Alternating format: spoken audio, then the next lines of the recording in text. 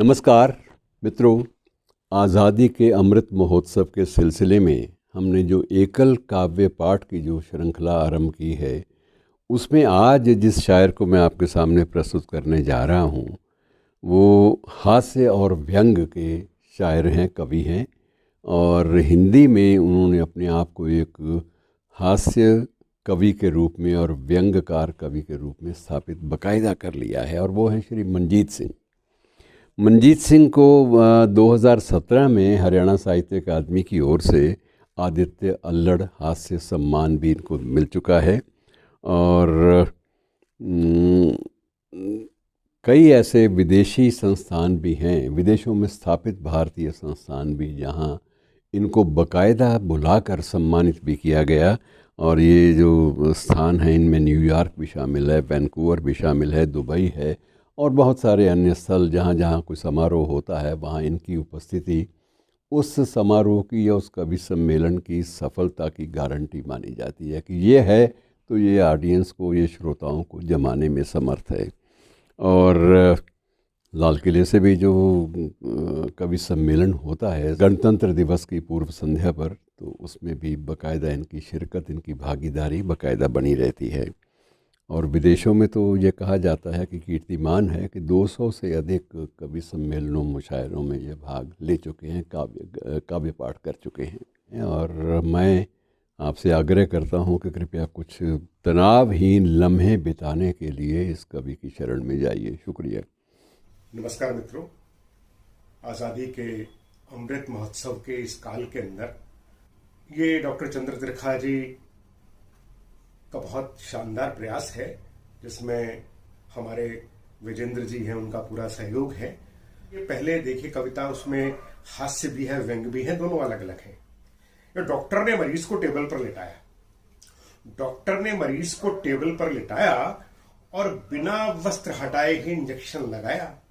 और जब मरीज ने सुई न चुभने, दर्द न होने की शिकायत की, तो डॉक्टर ने जोर का कहकहा लगाया, बोला, हमारे टीके से दर्द का होना, अरे हमारे टीके से दर्द का होना, हमारी सुई से मरीज का रोना इतना आसान नहीं है। ये डॉक्टर जीवनलाल का क्लिनिक है, किसी नौसिखिए की दुकान नहीं है। तो आश्वस्त होकर मरीज ने पैसे देने के लिए जैसे ही पर्स खोला, उसके चेहरे पर मुर्दनी छा गई, उसके चेहरे पर मुर्दनी छा गई। इंजेक्शन नोटों में घुस गया और दवा पर्स में आ गई। और मित्रों, इसी प्रकार सरकारी अनुदान की राशि अपना अलग चमत्कार दिखलाती है।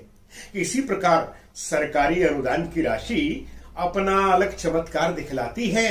जिसे गरीब की धमनियों में पहुंचना चाहिए, वो इंजेक्शन की दवाई की तरह दलालों के पर्स में पहुंच जाती है, दलालों के पर्स में पहुंच जाती है। और मित्रों, एक रचना और देखें, आपके ग्राहक ने 500 का नोट दुकानदार की ओर बढ़ाया, ग्राहक ने 500 का नोट दुकानदार की ओर बढ़ाया, दुकानदार ने जांचा परखा और नकली कह के वापस लौटाया।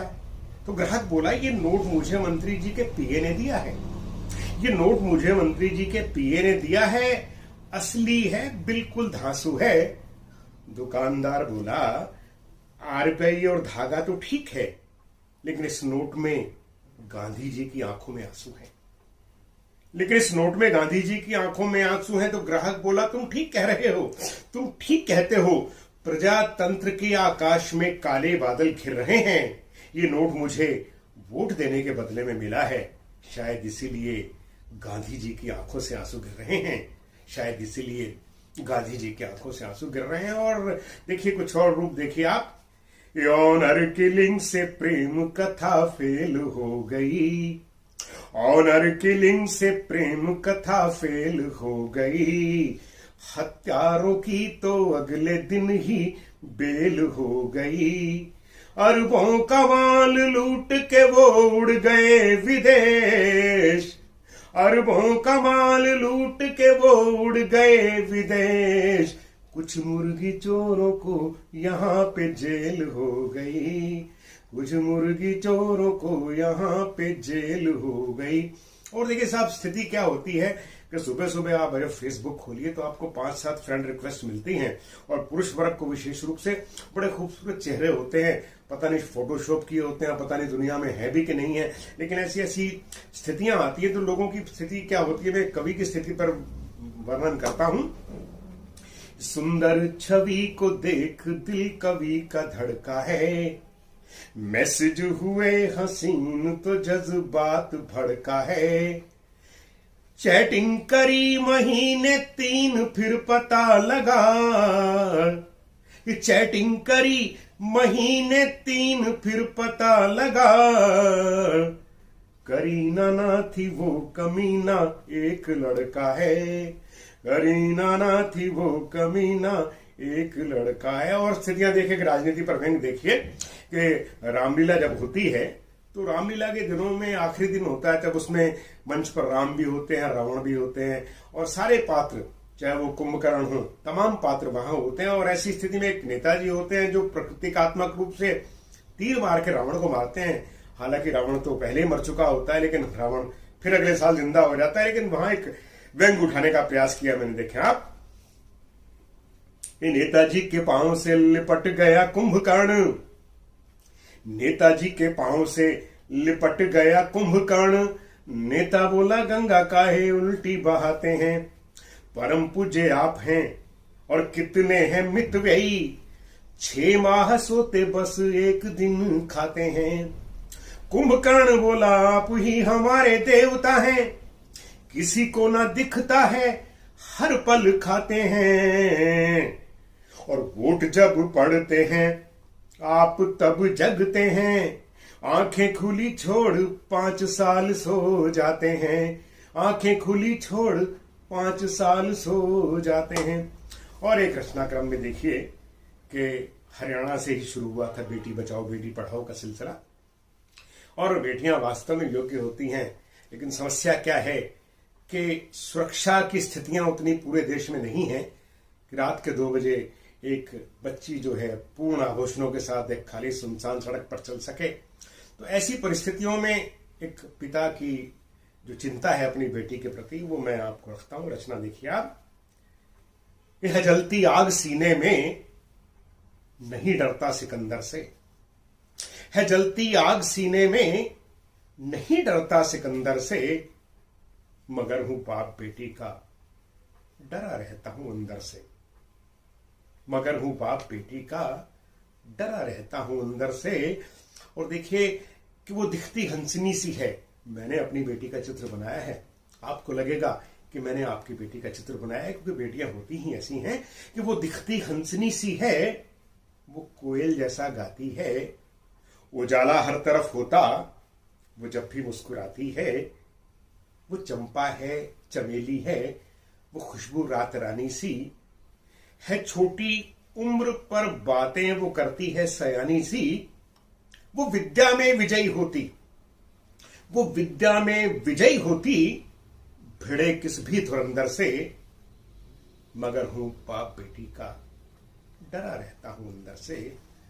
और कारण क्या है देखिए, वातावरण क्या है कि हवाएं आजकल घोले जहर चहुओर चलती हैं, ये हवाएं आजकल घोले जहर चहुओर चलती हैं, नशेमन खाक करने को बहुत बिजली मचलती है, नहीं बादल में वो अमृत, प्रतीकों के माध्यम से बात करता हूं कि नहीं बादल में वो अमृत, बस अब एसिड बरसता है, गली में भौंकते कुत्ते, सड़क पर सांप डसता है, और शहर और गांव के रावण, एक शब्द आएगा कलंदर जिसका मतलब होता है साधु संत सन्यासी, और रामायण काल से आप जोड़िए आप कि शहर और गांव के रावण है दिखते सब कलंदर से, मगर हूं बाप बेटी का डरा रहता हूं अंदर से, मगर हूं बाप बेटी का डरा रहता हूं अंदर से। गीत सुनिए आप, जो बहुआयामी गीत है, सूफियाना गीत है, परमात्मा के लिए भी है, प्रेमिका के लिए भी है, और आशा और विश्वास का गीत है। और आप सुनिएगा ऐसे। जब 7 बजेगा साज मधुर गाऊंगा मैं, जब 7 बजेगा साज मधुर गाऊंगा मैं, जब देगा तू आवाज चलाऊंगा मैं, जब देगा तू आवाज चलाऊंगा मैं। और सूर्योदय का चित्रण देखिए आप। जब एक किरण मुस्काती है, जब एक किरण मुस्काती है, लालिमा सी छा जाती है, अंधियारे की काली चुनरी तब सरक सरक हट जाती है। जब एक किरण मुस्काती है, लालिमा सी छा जाती है, अंधियारे की काली चुनरी तब सरक सरक हट जाती है। आशा का खोल किवाड़, आशा का खोल किवाड़ सूर्य लाऊंगा मैं, जब देगा तू आवाज चलाऊंगा मैं, जब देगा तू आवाज चलाऊंगा मैं।